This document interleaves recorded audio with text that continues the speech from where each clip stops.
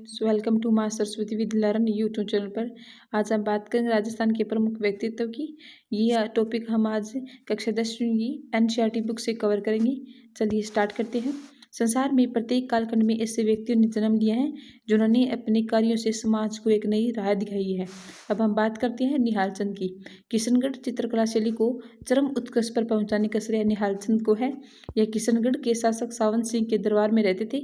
इसने सावंत सिंह एवं उसकी प्रेयसी बनी ठनी को राधा कृष्ण के रूप में चित्रित किया है। बनी ठनी का चित्र भारतीय मोनालिसा कहा जाता है। ये इंपॉर्टेंट है। बनी ठनी का चित्र है वो भारतीय मोनालिसा कहा जाता है। अब देखते हैं पन्ना दह। पन्ना मेवाड़ के महाराणा उदय सिंह की दायामाँ थी। मेवाड़ के एक सामंत बनवीर ने 1535 ईस्वी में महाराणा विक्रमादित्य की हत्या कर युवराज उदय सिंह की हत्या का भी प्रयास किया था। पन्ना धाय ने अपनी पुत्र चंदन को उदय सिंह की जगह लिटाकर बनवीर की तलवार का शिकार होने दिया और उदय सिंह को किले से बाहर भेजकर उसकी प्राण रक्षा की थी। मेवाड़ के इतिहास में पन्ना धाय का त्याग एक अविस्मरणीय घटना है। अब देखते हैं गौरीबाई के बारे में। तो डूंगरपुर के नागर ब्राह्मण परिवार में जन्मी कृष्ण भगत कवित्री गौरीबाई को वागड़ की मीरा कहते हैं। डूंगरपुर महारावल शिव सिंह ने गौरीबाई के लिए 1829 में बाल मुकुंद मंदिर का निर्माण करवाया था। आपको इससे पूछ सकते हैं कि किसने बाल मुकुंद मंदिर का निर्माण कराया था। तो डूंगरपुर के महारावल शिव सिंह ने कराया था। और किसके लिए कराया था? तो गौरीबाई के लिए 1829 में कराया था।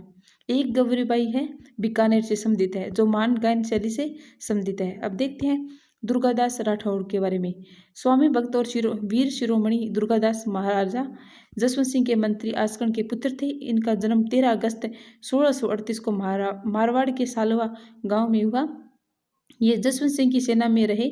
महाराजा की मृत्यु के बाद उनकी रानियों तथा खालसा हुए जोधपुर के उत्तराधिकारी अजीत सिंह की रक्षा के लिए मुगल सम्राट औरंगजेब से उसकी मृत्यु पर्यंत औरंगजेब की मृत्यु थी 1707 ईस्वी में। राठौड़ सिसोदिया संघ का निर्माण कर संघर्ष किया। शहजादा अकबर को औरंगजेब के विरुद्ध सहायता दी तथा उसके पुत्र पुत्री यानी पुत्र था बुलंद अख्तर व पुत्री थी सफिया तुनिशा को इस्लामोचित शिक्षा देकर मित्र धर्म निभाया एवं सहिष्णुता का परिचय दिया। अतः महाराजा अजीत सिंह से अनबन होने पर सहकुटुंब मेवाड़ चले आए और अपने स्वावलंबी होने का परिचय दिया। दुर्गादास की मृत्यु उज्जैन में 22 नवंबर 1718 ईस्वी में हुई। उनकी वीरता एवं साहस के गुणगान में मारवाड़ में यह उक्ति प्रचलित है। कौन सी है? तो मायड़ ऐसा पूत जन जैसा दुर्गादास है। ये कहावत क्वेश्चन आती है, ऐसे पूछ सकते हैं एग्जाम में कि मायड़ ऐसा पूत जन जैसा दुर्गादास किसके बारे में कहा गया है? तो दुर्गादास राठौड़ के बारे में कहा गया है। अब देखते हैं दुर्सा आड़ा के बारे में। अकबर के समकालीन दुर्सा आड़ा ने महाराणा प्रताप एवं राव चंद्रसेन के देश प्रेम की भावना का यशोगान किया है। विरुद्ध चतहरी क्या था? विरुद्ध चहतरी सर्वाधिक प्रसिद्ध किरतार बावनी वीरम देव सोलंकी रदुहा आदि इसकी रचनाएं हैं। मोस्ट इंपॉर्टेंट है ये दूसरा आड़ा। ठीक है, ये आपको पूछ सकते हैं कि कौन कौन सी कविताएं हैं। तो एक तो कौन है? विरुद्ध छतरी। ठीक है, ये इंपॉर्टेंट है। सर्वाधिक प्रसिद्ध थी किरतार बावनी, ये भी दूसरा आड़ा की है। वीरम देव सोलंकी रदुहा ये है भी दूसरा आड़ा का है। अब देखते हैं दयालदास जी के बारे में। बीकानेर राठौड़ों ख्यात के रचनाकार दयालदास का जन्म 1798 ईस्वी में बीकानेर के कुड़िया नामक गांव में हुआ।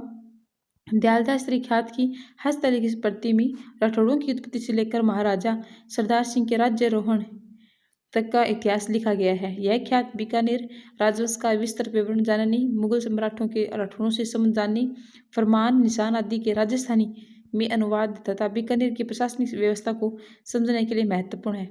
ये किसमें से ऐसे क्वेश्चन आएगा कि बीकानेर का जो इतिहास है वो किसने लिखा था? दयालदास जी ने लिखा था। आगे देखते हैं कवि श्यामल दास जी।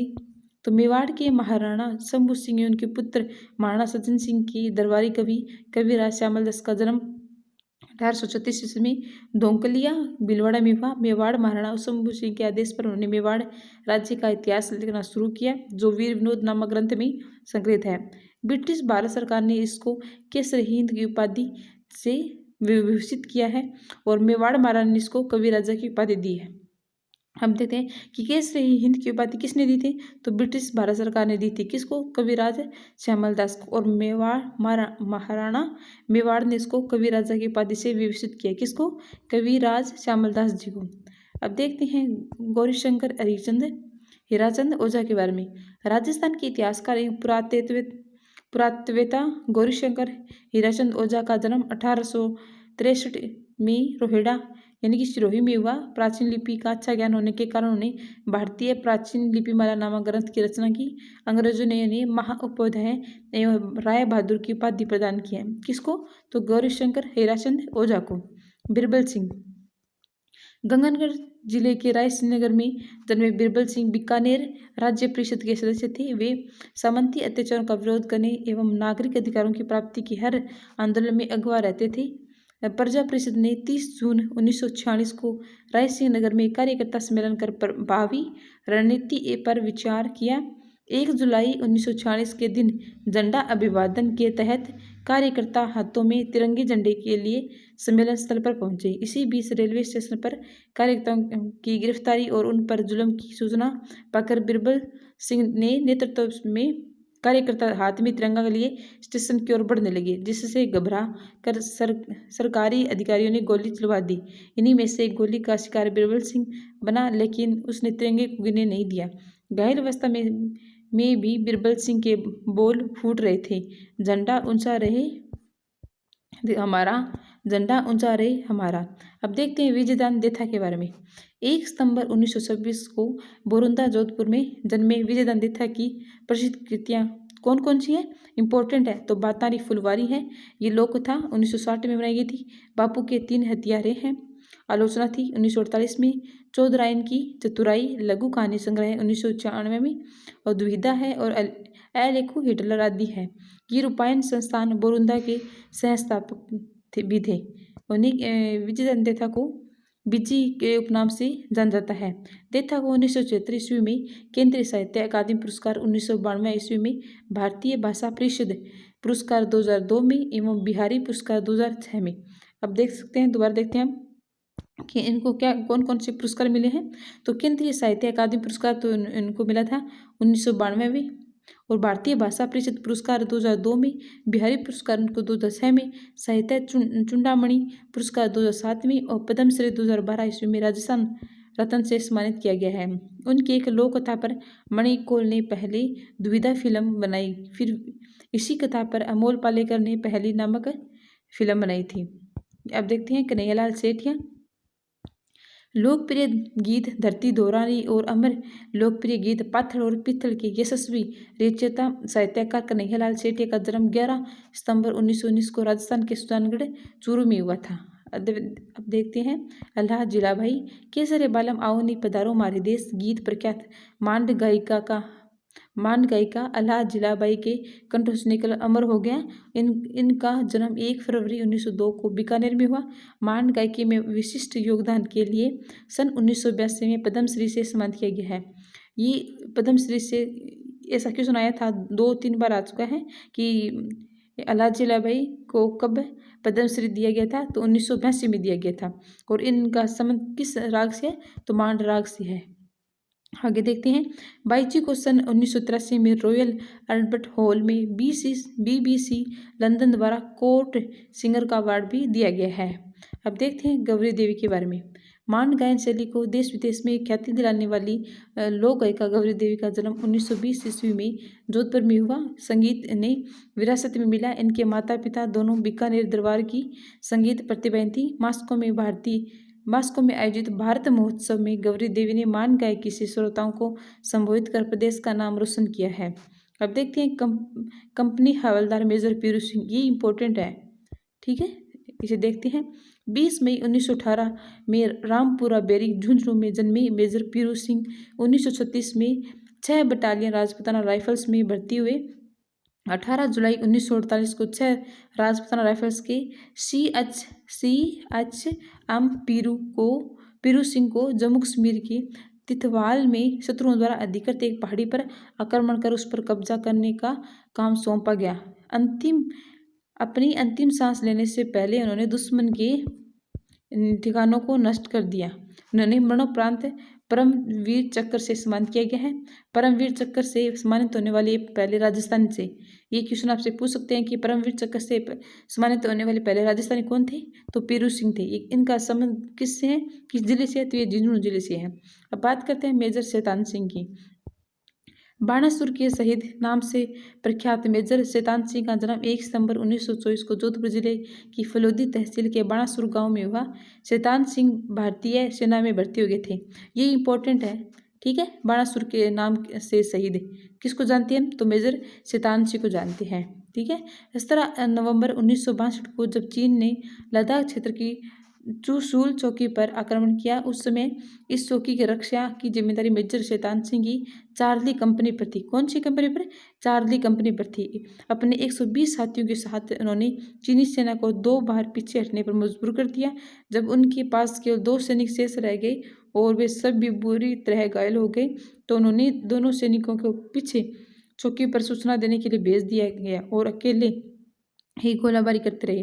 38 वर्ष की आयु में 18 नवंबर 1962 को मातृभूमि के इस लाडले ने शत्रु से लड़ते हुए अपने प्राणों की कुर्बानी दे दी। मेजर शैतान सिंह को मरणोपरांत परमवीर चक्र से सम्मानित किया गया है।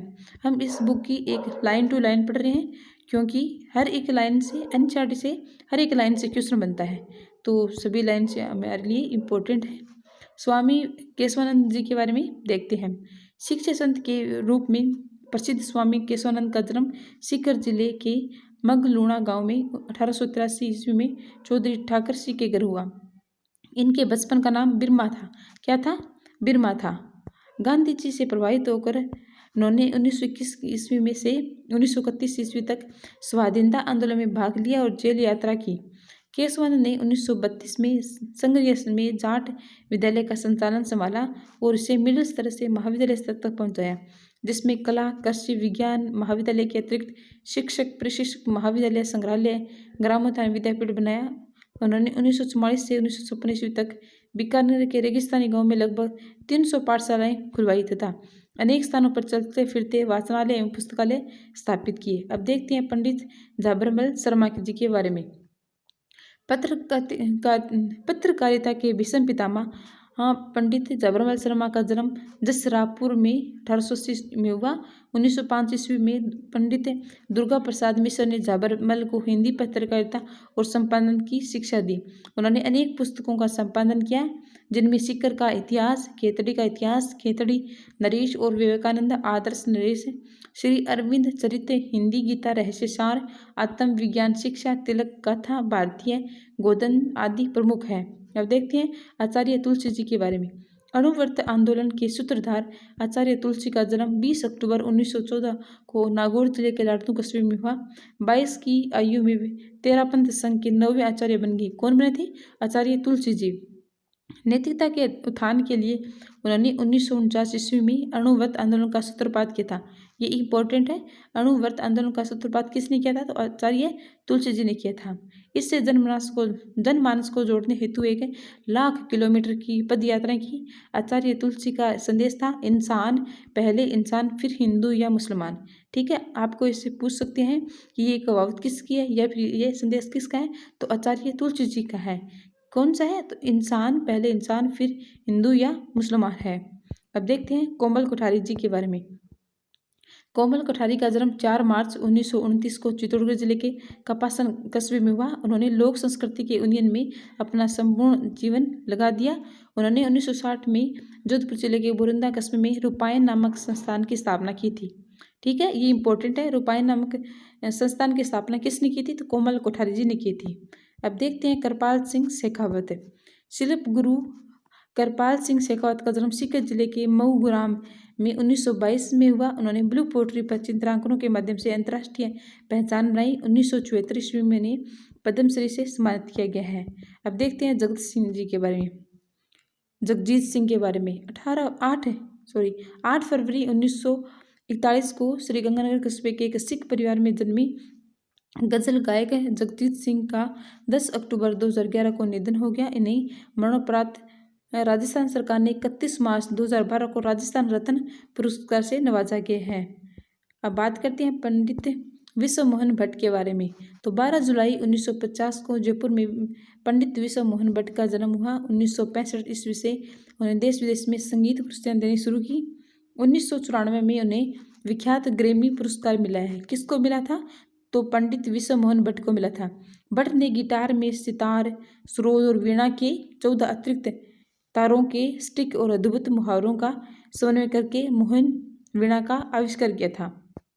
चलिए देखते हैं कपूर चंद कुलिस जी के बारे में। तो 20 मार्च 1926 को टोंक जिले के सोडा गांव में कपूर चंद कुलिस का जन्म हुआ। 1951 में कुलिस ने पत्रकार जीवन की शुरुआत की और 7 मार्च 1956 में सांध्याकालीन दैनिक के रूप में राजस्थान पत्रिका की शुरुआत की थी। ठीक है, तो राजस्थान पत्रिका की शुरुआत किसने की थी? तो कपूर चंद कुलिस ने की थी। आपातकाल यानी कि 1975 के समय उन्होंने राजस्थान के गांव की यात्रा की और ग्रामीण जनजीवन व सामाजिक व्यवस्था में मैं देखता चला गया श्रृंखला लिखी, जो राजस्थान के ग्रामीण परिवेश का प्रामाणिक दस्तावेज मान जाती है। कुलिस ने पोलम पोल नाम से ठुंठाड़ी में नियमित कॉलम लिखा, जो उनकी साहित्यिक वसीयत मान जाती है। ये दोनों इम्पोर्टेंट है कि मैं देखता चला गया किससे संबंधित है? कपूर चंद कुलिस से है। इसमें ग्रामीण जनजीवन व सामाजिक व्यवस्था के बारे में बताया गया है। ये कि कुलिस ने पोलम पोल नामक से ठुंठाड़ी में नियमित कॉलम लिखा। ठीक है, तो कपूर चंद कुलिस जी के बारे में है। आगे देखते हैं डॉक्टर पी.के. सेठी जी के बारे में। जयपुर फुट के जनक कौन थे? जयपुर फुट के जनक डॉक्टर पी.के. सेठी ने स्वाई मानसिंह चिकित्सालय में कार्यरत रामचंद्र के सहयोग से 1969 में दिव्यांगों के लिए नकली पैर जयपुर फुट विकसित किया। इस कार्य के लिए उन्हें Ramon Magsaysay award, doctor V C. Roy सम्मान, पद्मश्री सम्मान तथा Rotary International award for world understanding and peace पुरस्कार दिया गया है। किसको दिया गया है? तो डॉक्टर पी.के. सेठी को। ये किससे संबंधित है? तो ये जयपुर फुट के जनक थे। ठीक है, कौन थे? तो डॉक्टर पी.के. सेठी थे। ओके फ्रेंड्स, लाइक करें, सब्सक्राइब करें। Thank you so much.